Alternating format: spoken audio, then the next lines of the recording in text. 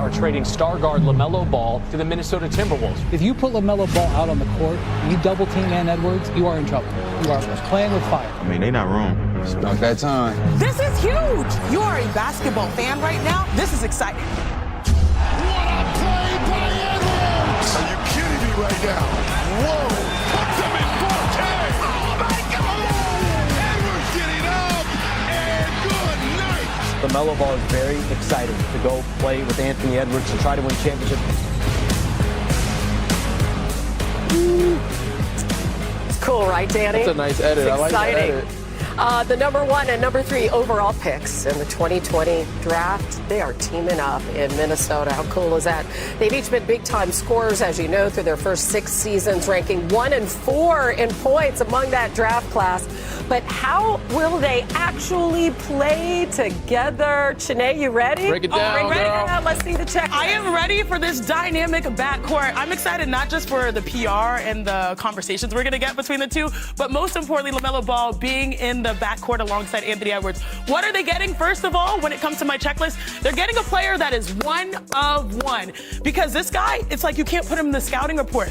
Just look what he's able to do. Off the dribble, he blows by so many different people, but he also has excellent vision. So look at this. Finding the corner shooter, could that be Anthony Edwards? It's a rookie that had a floater and also knocked down threes, which was really impressive. So first, you're getting someone that's one of one. Second of all, this is what you're getting by getting LaMelo Ball. You're getting no double trouble. I believe Anthony Edwards was doubled about the 5th most in the NBA blitzes. And so now he can read. You set a slip screen. Now you have 2 guys that are available and 1 person closing out.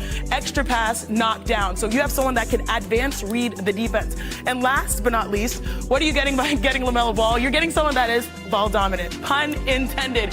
Because he's truly a bucket. This guy, step back threes, he can put you in a blender. All right, your heels are down, your heels are backwards, draws back, knock down threes. This is his signature shot. Not necessarily a layup. He likes to have some sauce on it. So I'm excited to see the backcourt. I know there might be some questions about rounding out the roster, but right now in the NBA being a guards league, a wings league, this is looking pretty optimistic to me in Minnesota. And what are we looking at in Minnesota there, Bobby? Well, we've put Jaden McDaniels at the 4 right now, just based on where they are size-wise. And this is with Ayo Dosunmu being signed to agreeing to a new deal. And, of course, LaMelo at point guard. I think, Hannah, when we look at it, size, right? Size is going to be the big thing as far as when you look. Johan Berenger is basically their biggest player coming off the bench. And there's certainly different ways you can go at it. You could put Terrence Shannon Jr. in there. And here's where you're looking at it from the offseason. They have triggered the second apron, so now they are hard capped, okay? So they basically have $10 million to spend on 4 to 5 players here to add that depth. So it's basically going to be the minimum market, or potentially can you flip Josh Green in a deal who's on a $15 million expiring contract. The minimum market is not going to be kind because you remember you're going to be competing against Miami, who's depleted their depth. You're going to be competing against Philadelphia, teams like that, for players to come and take a little bit of a haircut here. But all in all, I mean, you got to like your backcourt, right? Yeah. When you look at your backcourt, but there's still a lot of work to do as far as getting some size to this team. Yeah, and listen, they ended the playoffs so inauspiciously with that 30-point blowout. When you look at their roster right now, what are your thoughts, Danny? I was excited about what the edit made it look really nice.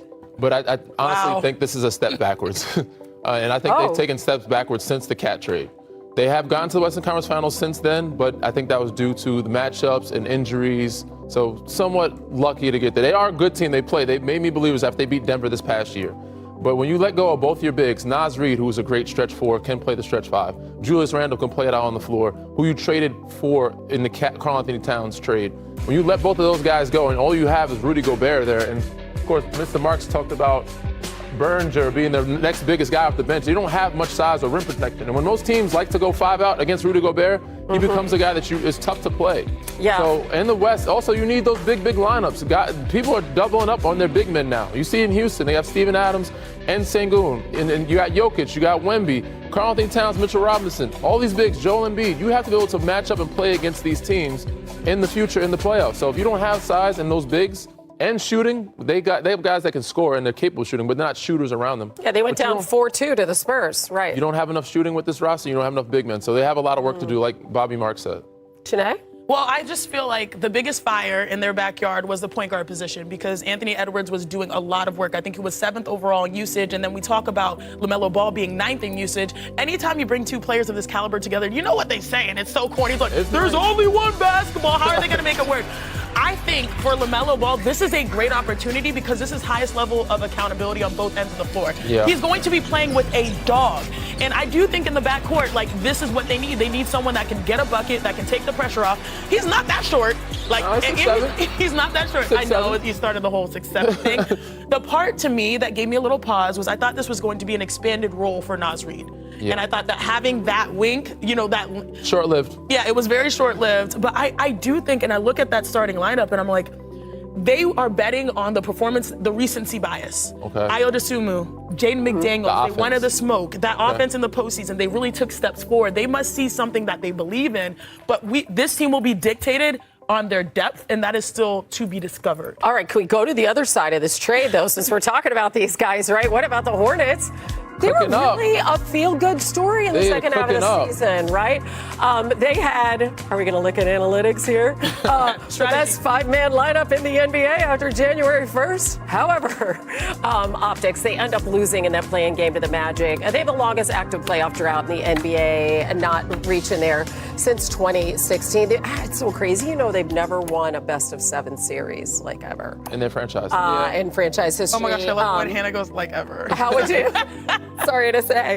How would you evaluate this side of the trade? As it stands right now, I think they're the winners in this trade. And considering both the trades that happened, the big one in Miami and this one, this team came out on top. You get a Naz Reid, you get all these picks, future, you got some good draft capital. You re-signed Kobe White, which was a big addition at the trade deadline last year. So this is a really good group that's making a turn, and they're getting more, you know, I guess, disciplined. And now Brandon Miller can be his team, and all those guys can kind of follow suit. So I like what they've done in this offseason and, you know, past the trade deadline. Yeah, I agree. I still think that, you know, there's a urgency that we're seeing in Minnesota, and there's a slow burn happening in Charlotte, and the slow burn is actually going to help them because we look at teams like the Oklahoma City Thunder, San Antonio Spurs that get a collection of young players that have chemistry, and they figure out how to win. And so I see that timeline. I do think that the talent is going to be interesting. The readjustment without someone that was a free-flying type of guy, because you could not scout them based off of their playing style, largely due to LaMelo Ball. It's going to be interesting to see more of their system moving forward. Such a great basketball city. Yes. As we know, Charlotte, proud history with the Hornets has been kind of lean. All right, so we love what we saw in the second half of last year. Coming up on the Thunder, trading Isaiah Joe to the Pistons for 2 future first-round picks. It just keeps coming, Shams. The Pistons, we know they get some three-point shooting. Are they done? Hannah, one of the biggest Pistons priorities right now in free agency is restricted free agent Jalen Duren. The sides clearly have not come to an agreement yet. It looks like it's going into the free agency period come June 30th and July 1. But in the meantime, the Pistons are scouring the market for players out there. Is there someone like Tyler Hero with the Bucks? Could he become available in the next few days? The Bucks obviously made that big trade with the Miami Heat to get Giannis to Miami. But in the meantime, they're also getting a ton of incoming calls on Tyler Hero, and if the price meets it, they'll have to listen. But in Isaiah Joe, the Pistons are getting one of the best three-point shooters over the last 4 years, a floor spacer next to Cade Cunningham, and the Oklahoma City Thunder. Obviously, they're in a situation where they save a ton of money as well.